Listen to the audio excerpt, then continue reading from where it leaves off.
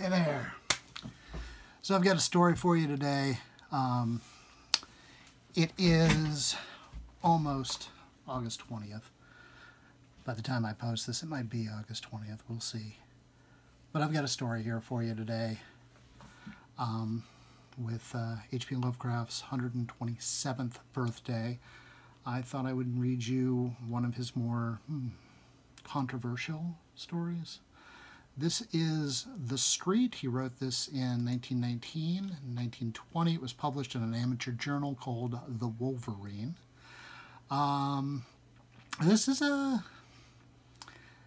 difficult story in much the way that Lovecraft himself is a difficult figure. You can be a fan, but I think to really be a fan, you have to butt heads with the fact that he was a racist, he was xenophobic, he was a man scared of his own shadow in a lot of ways. And I think this story, which is a very early one from him, represents that in an interesting way. Daniel Harms, in an H.P. Lovecraft encyclopedia, describes his story as manifestly racist. So I want you to keep that in mind as I read this to you. He does do some interesting things in here, and the storytelling is strong. But let's just keep it in the back of our heads here that this is a problematic story. This is The Street by H.P. Lovecraft. There be those who say that things and places have souls, and there be those who say that they have not. I dare not say myself, but I will tell of the street. Men of strength and honor fashion that street, good, valiant men of our blood, who had come from the blessed isles across the sea. At first, it was but a path trodden by bearers of water from the woodland spring to the cluster of houses by the beach. Then, as more men came to the growing cluster of houses and looked about for places to dwell, they built cabins along the north side, cabins of stout oaken logs with masonry on the side toward the forest, for many Indians lurked there with fire arrows. And in a few years more, men built cabins on the south side of the street. Up and down the street walked grave men in conical hats, who most of the time carried muskets or fowling pieces. And there were also their bonneted wives and sober children. In the evening, these men, with their wives and children, would sit about gigantic hearths and read and speak. Very simple were the things of which they read and spoke, yet things which gave them courage and goodness, and helped them by day to subdue the forest and till the fields. And the children would listen and learn the laws and deeds of old, and of that dear England, which they had never seen or could not remember. There was war, and thereafter no more Indians troubled the street. The men, busy with labor, waxed prosperous and as happy as they knew how to be, and the children grew up comfortably, and more families came from the motherland to dwell on the street. And the children's children, and the newcomers' children grew up. The town was now a city, and one by one the cabins gave place to houses, simple, beautiful houses of brick and wood with stone steps and iron railings and fanlights over the doors. No flimsy creations were these houses, for they were made to serve many a generation. Within there were carven mantels and graceful stairs and sensible, pleasing furniture, china and silver brought from the motherland. So the street drank in the dreams of a young people and rejoiced as its dwellers became more graceful and happy. Where once had been only strength and honor, taste and learning now abode as well. Books and paintings and music came to the houses, and the young men went to the university, which rose above the plain to the north. In the place of conical hats and muskets, there were three-cornered hats and small swords and lace and snowy periwigs, and there were cobblestones over which clattered many a bloodied horse and rumbled a gilded coach, and brick sidewalks with horse blocks and hitching posts. There were in that street many trees, elms and oaks and maples of dignity, so that in the summer the scene was all soft verdure and twittering bird song, and behind the houses were walled rose gardens with hedged paths and sundials, where at evening the moon and stars would shine bewitchingly, while fragrant blossoms glistened with dew. So the street dreamed on, past wars, calamities, and changes. Once most of the young men went away. Some never came back. That was when they furled the old flag and put up a new banner of stripes and stars, but though men talked of great changes, the street felt them not, for its folk were still the same, speaking of the old familiar things and the old familiar accents, and the trees still sheltered singing birds, and at evening the moon and stars looked down upon dewy blossoms in the walled rose gardens. In time, there were no more swords, three-cornered hats, or periwigs in the street. How strange seemed the denizens with their walking sticks, tall beavers and cropped heads. New sounds came from the distance first, strange puffings and shrieks from the river a mile away, and then, many years later, strange puffings and shrieks and rumblings from other directions. The air was not quite so pure as before. But the spirit of the place had not changed. The blood and soul of the people were as the blood and soul of their ancestors who had fashioned the street. Nor did the spirit change when they tore open the earth to lay down strange pipes, or when they set up tall posts bearing weird wires. There was so much ancient lore in that street that the past could not easily be forgotten. Then came the days of evil, when many who had known the street of old knew it no more, and many knew it who had not known it before. And those who came were never as those who went away, for their accents were coarse and strident, and their mien and faces unpleasing.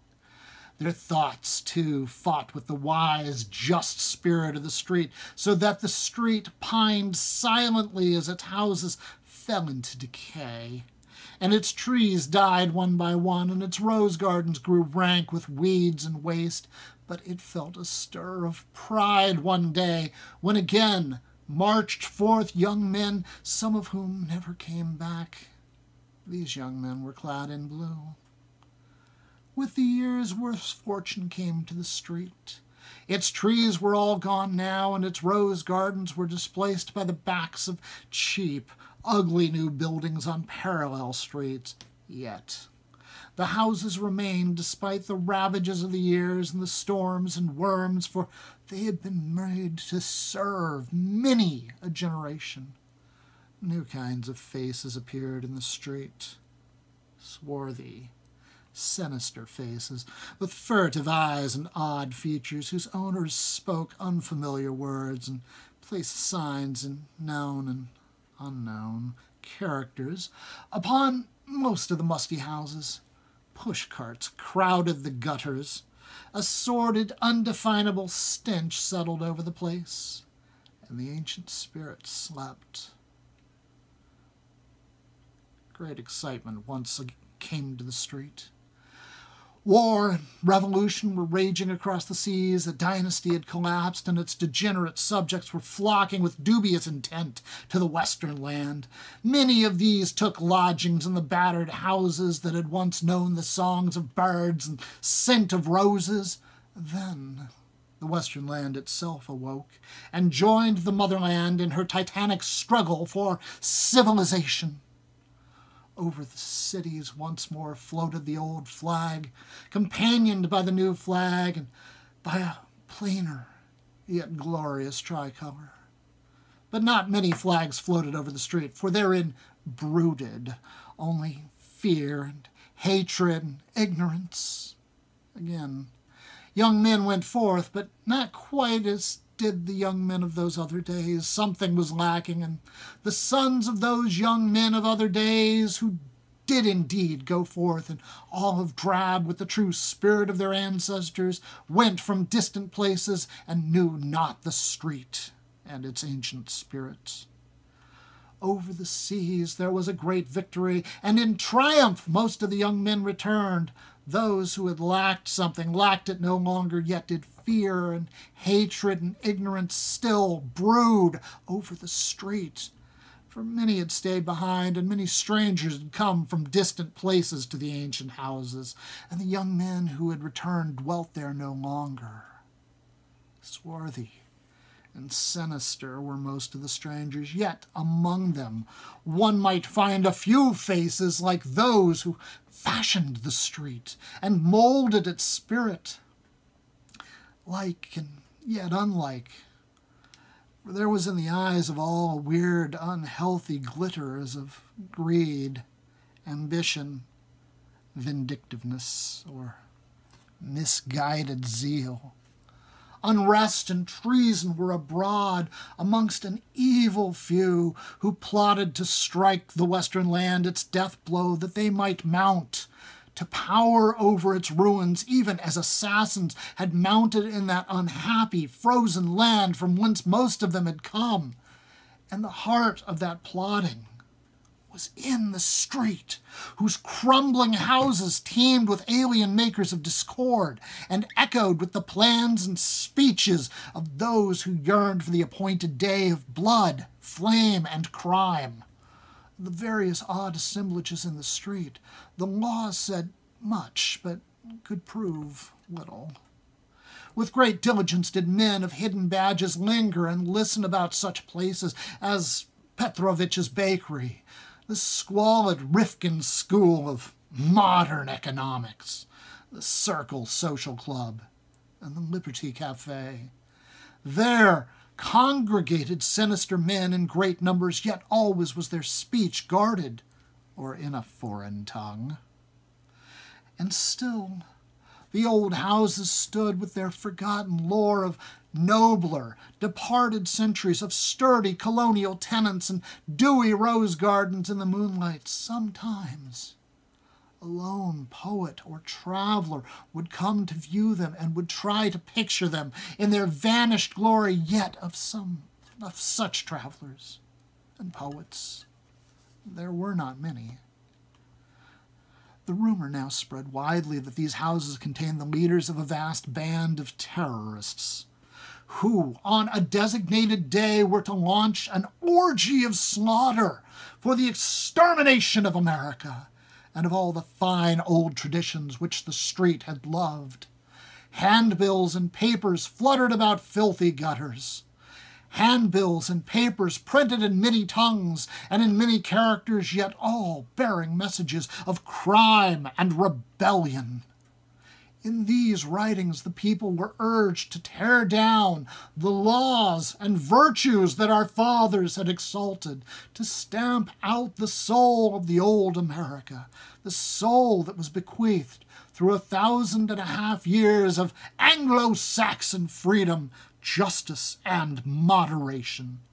It was said that the swart men who dealt in the street and congregated in its rotting edifices were the brains of a hideous revolution, that at their word of command many millions of brainless, besotted beasts would stretch forth their noisome talons from the slums of 1,000 cities, burning, slaying, and destroying, till the land of our fathers should be no more.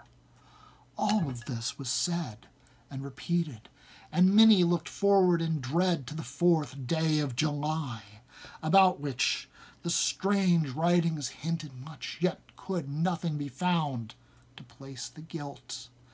None could tell just whose arrest might cut off the damnable plotting at its source. Many times came bands of blue-coated police to search the shaky houses, though at last they ceased to come, for they, too, had grown tired of law and order, and had abandoned all the city to its fate. Then men in olive drab came, bearing muskets, till it seemed as if in its sad sleep the street must have some haunting dreams of those other days when musket-bearing men in conical hats walked along it from the woodland spring to the cluster of houses by the beach. Yet could no act be performed to check the impending cataclysm, for the swart, sinister men were old and cunning. So the street slept uneasily on till one night, there, gathered in Petrovich's bakery and the Rifkin School of Modern Economics and the Circle Social Club and the Liberty Cafe and in other places as well, vast hordes of men whose eyes were big with horrible triumph and expectation. Over hidden wires, strange messages traveled, and much was said of still stranger messages yet to travel, but most of this was not guessed till afterward, when the western land was safe from the peril. The men in olive drab could not tell what was happening or what they ought to do, for the swart, sinister men were skilled in subtlety and concealment. And yet the men in olive drab will always remember that night and will speak of the street as they tell it to their grandchildren, for many of them were sent there toward morning on a mission unlike that which they had expected. It was known that this nest of anarchy was old, and that the houses were tottering from the ravages of the years and the storms and the worms, yet was the happening of that summer night a surprise because of its very queer uniformity. It was indeed an exceedingly singular happening, though, after all, a simple one, for without warning, in one of the small hours beyond midnight, all the ravages of the years and the storms and the worms came to a tremendous climax, and after the crash, there was nothing standing in the street, save 2 empty chimneys and part of a stout brick wall. Nor did anything that had been alive come alive from the ruins. A poet and a traveler who came with the mighty crowd that sought the scene tell odd stories. The poet says that all through the hours before dawn he beheld sordid ruins, but indistinctly, in the glare of the arc lights, that there loomed above the wreckage another picture wherein he could descry moonlight and fair houses and elms and oaks and maples of dignity. And the traveler declares that instead of the place's wonted stench there lingered a delicate fragrance as of roses in full bloom. But are not the dreams of poets and the tales of travelers notoriously false? There be those who say that things and places have souls, and there be those who say they have not. I dare not say myself, but I have told you of the street. And that was The Street by H.P. Lovecraft. That was published in the Wolverine in 1920. He wrote it in 1919. Quick little bit of math, born in 1890, so he was 29 when he wrote that. And yeah, it's uncomfortable, isn't it? It's got its kind of calls to patriotism. It stirs its buzzwords, it's dog whistles. It's definitely playing at something, and that's something. Well, what do you think of The Street?